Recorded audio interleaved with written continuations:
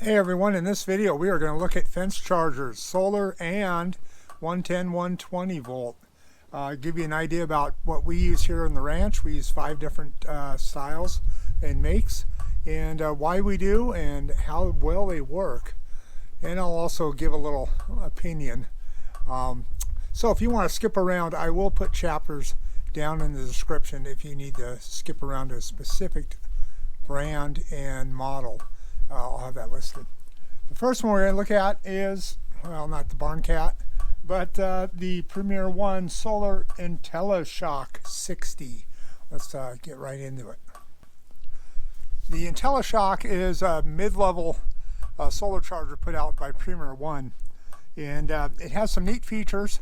It can, as you can see here, plug into a 110 converter, and that is nice in the wintertime. It has an indicator light that shows the condition of the battery and whether it's got a good circuit going or not. That's nice. Also, turn it around here. As you can see, this is well used, guys. The solar panel is completely, it's really gone opaque. So that's not just dirt on it. That's where it's actually the outer cover. About 3 years into service, it started to peel off. It's peeled off now. It's just plastic, which with UV has gone ahead and darkened. So it doesn't work very well as a solar charger anymore. If it had, it has this handy carry case or carry handle, and you can adjust the angle of the solar panel. That's sort of neat.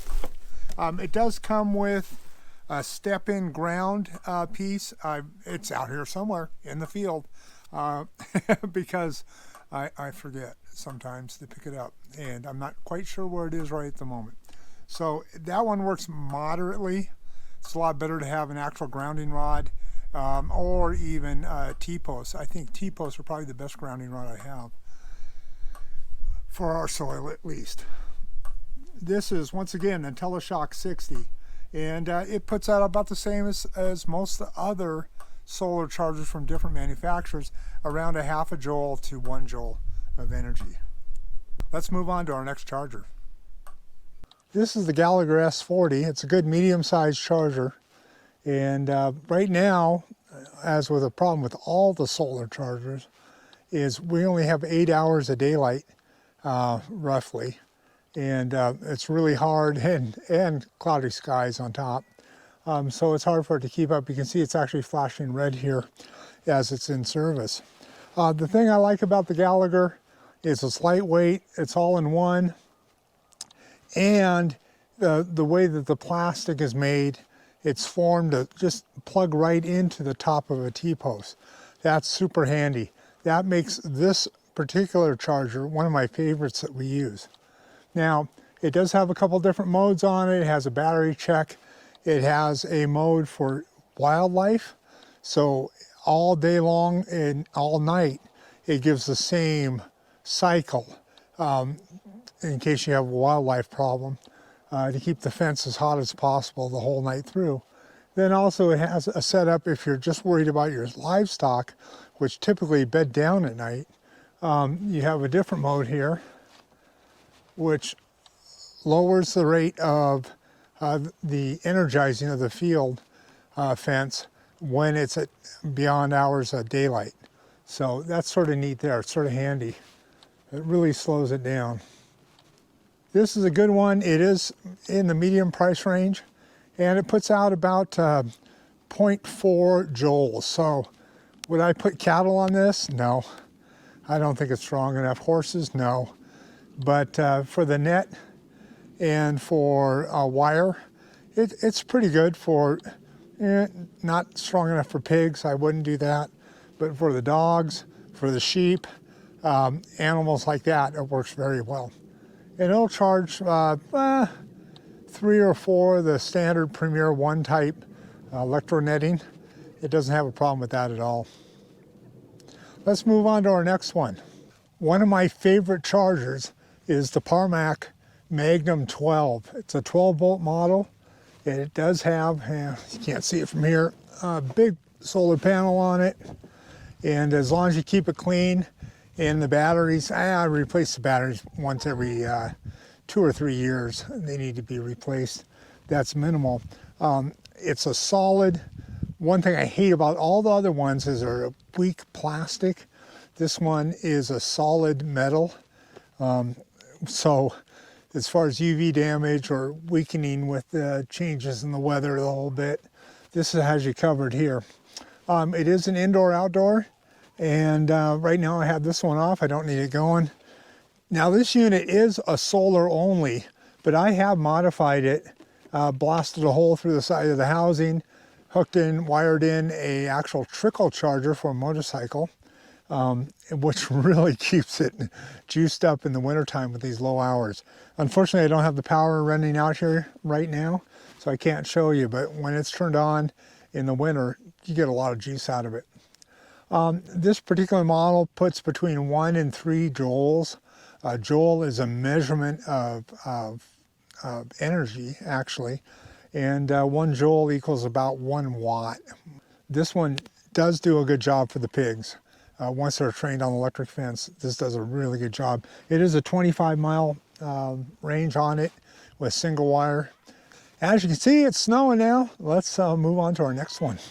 The next charger we're going to look at is from Premier One, and it's a Premier Intellishock 4, which is actually not supposed to be outside. You got to keep it out of the weather. I just keep it under a feed bucket. So this is the Prima Shock 4, and it goes up to 4 joules of output. And the neat thing about this particular one is it has both an option that power it from a battery, from a deep cycle battery, or plug it into AC and have it run off of that, or do the solar panel if you want to pick up their solar panels for it. It is a really good one for pigs. It gives it enough juice.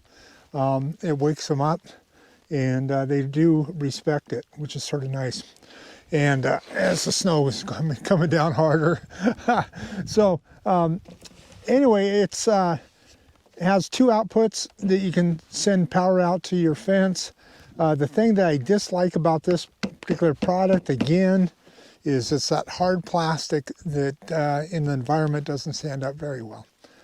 But that is something to think about, and that's probably in what I call the medium range as far as power output.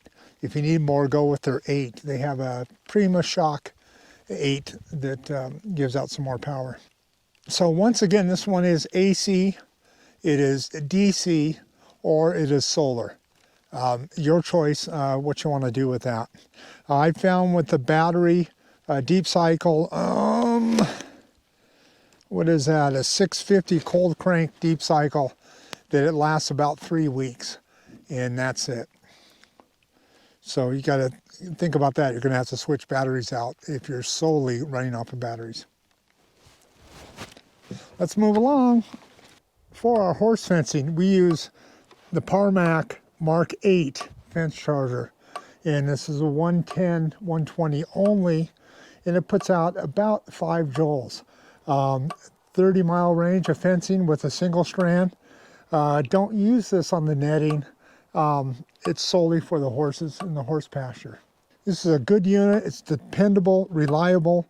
As long as you have AC power going to it, you're in good shape. I'd like to talk about fence safety. Behind me, you can see down the fence line, there's a big push of hay that's gone out into the fence line.